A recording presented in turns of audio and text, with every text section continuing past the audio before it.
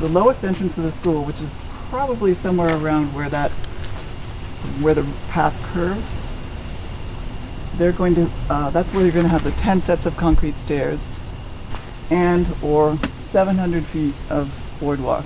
And that boardwalk is going to be switchbacks, elevated ramps that come up the hill, and they merge probably somewhere around here with the people coming up on the concrete walks. And then together that elevated boardwalk feeds in to the lowest elevation entrance of the school.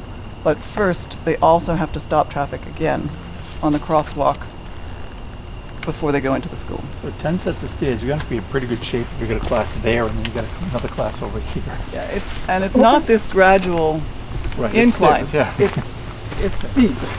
10 sets of stairs. Really steep. And what kind of shape does your wheelchair have to be in if you're going up? You have to have There's none of all that tangle that you see in so many of our woods. There's no poison ivy choking the trails. I mean, children love it here. Yeah. This is probably typical. I mean, we know that there was human presence here. Right. So the human presence may have helped maintain this with fire, because oaks and hickories are resistant to fire, and blueberries and huckleberries come up after fire. So if you wanted to maintain this as a food forest, you might have started with fire, and that would also help give you these long sight lines that would improve hunting. Right. So it's a very resilient ecosystem as well, because oaks are thought to be able to resist climate change. But you can't really take any piece away. So most of these plants, you can't transplant the huckleberries. They need the fungal interactions. They need this whole ecosystem. Yeah. There's not going to be anything we can rescue here. The other thing that we have hundreds of are lady slippers. Again, an orchid that needs a specific fungal interaction. You can't rescue these plants. Yeah. They can't migrate.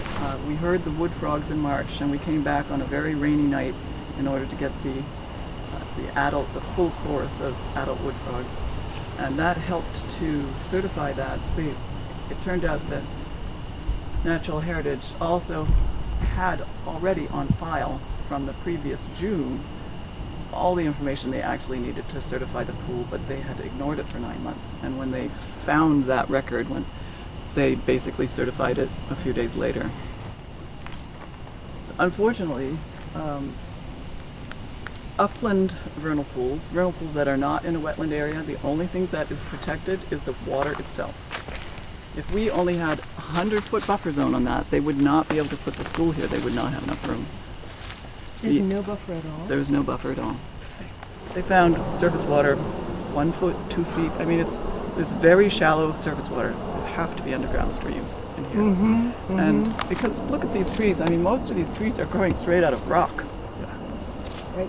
Yeah. So finding They've some got water water down there. source. Yeah. Yeah. So where we're standing, there's probably going to be a 34-foot cliff. They're leveling out this hill to 155 feet, and if you look at where we are right now, we're probably at 190 feet. They're going to blast and...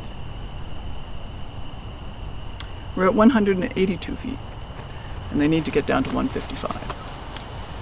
So everything you see, as far as you can see in that direction, and as far as you can see in that direction, is going to be blasted. It's going to be a huge, that's worth $40 million in the 6 months of blasting.